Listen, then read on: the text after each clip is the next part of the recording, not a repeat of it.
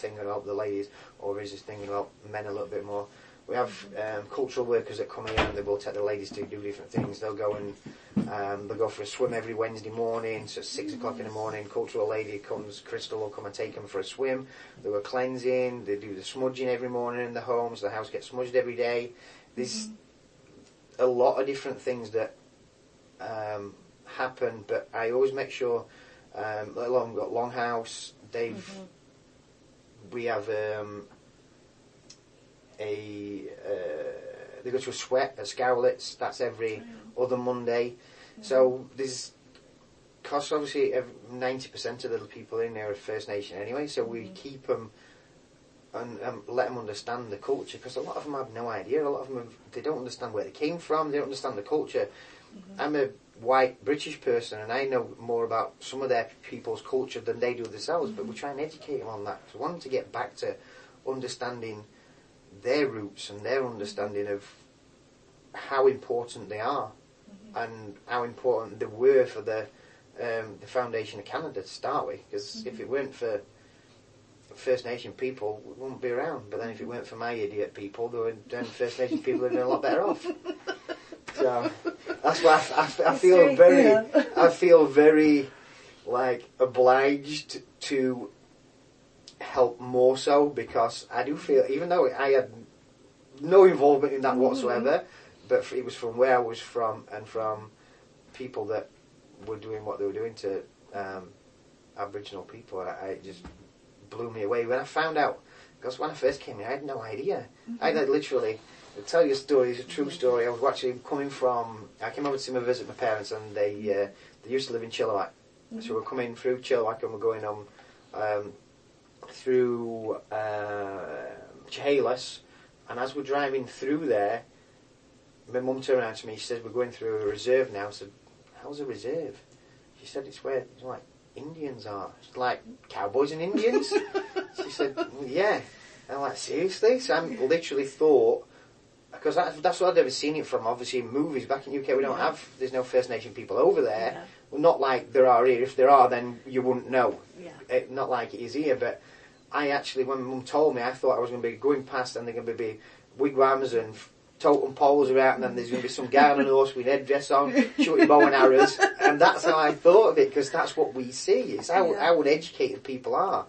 Yeah. And when I got the chance to learn more about it, I jumped all over it. And I've got a friend, he's actually the PE teacher over at Seabird Island School now. He's the principal at Squiala in Chilliwack, and he just told me so many different things. I learned so much from him. He's a smart kid, and it was nice just to.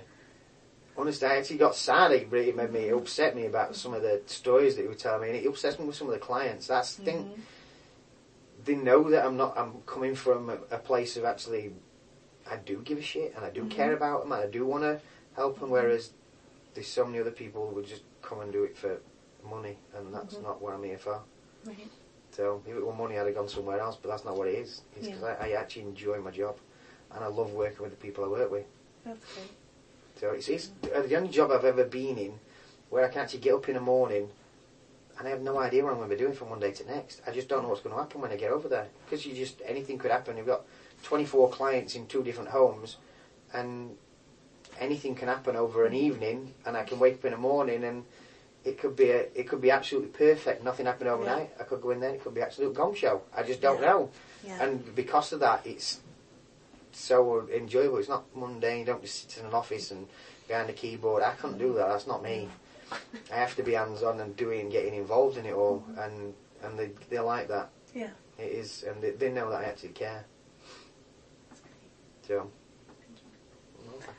I think I've asked all my questions. Yeah. Is there anything else you want to talk about? Anything else you think you might want to add? I don't think so. I think I told you everything there is to know about what I do and what the homes do. And it is where we are now, literally right at the back of here. They're building a new one. Oh, are they? Yeah. Where the parking lot is, when you come back out of here, there's you'll see there's some land that's all been levelled, and there's a dumper truck and other stuff over there. They're building both of the homes together. Because at the moment, the men's house used to be just over here where they're doing some building there. That's now going to be a family home. So we are going to be having. So some of the ladies from the home that they're trying to get the children back, but they're still not 100% able to do it by themselves. Right. We're actually going to support them in a family home, so it's going to be like a fourplex. There's going to be 4 families in there, and we're going to make sure we've got social workers on call, and we're going to have staff there that are going to help mums get the children back and help them while they're in there. So they get so they can come into the home with us for a year, and then they can actually go in there for a year, so they can actually see how being a mum is again, or how being a dad is again. So mum and dads can go in together. It's not just the women who can do it; the men can do it as well. So we have a family in the home already, and they moved out of there, and they were living in a trailer on Seabird Island. But we're going to put them in there because she'd struggled a little bit since leaving the home. Yeah. So we're going to put her in there and let us help her a little bit more than we. Right. So, but that's the good part. Where I'm looking forward to is that part, and then when we get the new home will be done in July.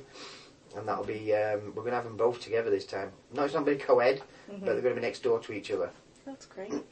So many people are like, how would you put two recovery homes right next door to each other? So, well, it just makes more sense to me. I know they think that they're all going to start intermingling with each other, but we're not going to let that happen. And sometimes you can't help these things from happening. Yeah. It's people, if there's an attraction there, no matter where you are, they're going to... Love's love at the end of the day. Yeah. You're going to find it wherever they are. So I'm not going to turn around to them and say, well, we're not going to move next door to each other just in case. It just makes more sense to do so. Yeah. And I can keep an eye on them even easier. Yeah. If I know where they all are, yeah. Exactly. So, they're things I'm definitely looking forward to this year. And That's exciting. It is. Yeah. It'll be fun. Yeah, so the services will follow the family or the parent wherever they go. Yep. Yeah, they still can access everything that we still do, even though they're not going to be part of the home anymore, but there'll still be access to all the meetings that we go to. We have a ladies group that do on here, then there's a men's group which is run by the counsellors in here. So they have the counsellors in here as well, so we have a trauma counsellor, and then we have they're both addiction counsellors, but they get to see counsellors. So there's so many different things that they get offered. But that's where I like it, because it's all under one roof. It's crazy that you can actually get everything like this. It's so unique. There isn't another. Don't know another facility that do so. And like even the doctor that we've got in here, he went back to school to do another year just on addiction, and he's already. Obviously, he's a doctor. He's an intelligent man, but he went back for another year just to get his training on addiction. So, and we've got him working with us as well full time. He's a smart cookie. That's great. Yeah. That's a lot of school. It is a lot of school, but he's a very, very smart man, and he gets it as well, which is another thing. If everybody's on board, it works, and that's what a good thing about Seabird Island is, because it's a community as well, and they want it to. They want it to succeed. They want it to succeed. They want these to be the flagship for other bands to do this same thing in on their reserves, right? And that's what I think they should do, because it's this. Well, the opioid epidemic's not going to go away. No. And this fentanyl thing's that's not going to go away either. No. It's only going to get worse and worse and worse. Yeah. So the government needs to start putting the money where the mouth is. Yeah. And start putting their hand in the pocket and making facilities like we've got for other people to go to. Yeah. Okay. So, yeah. Great. Thank you very much. Welcome. It was nice talking to you. Let's see. Did I do this right?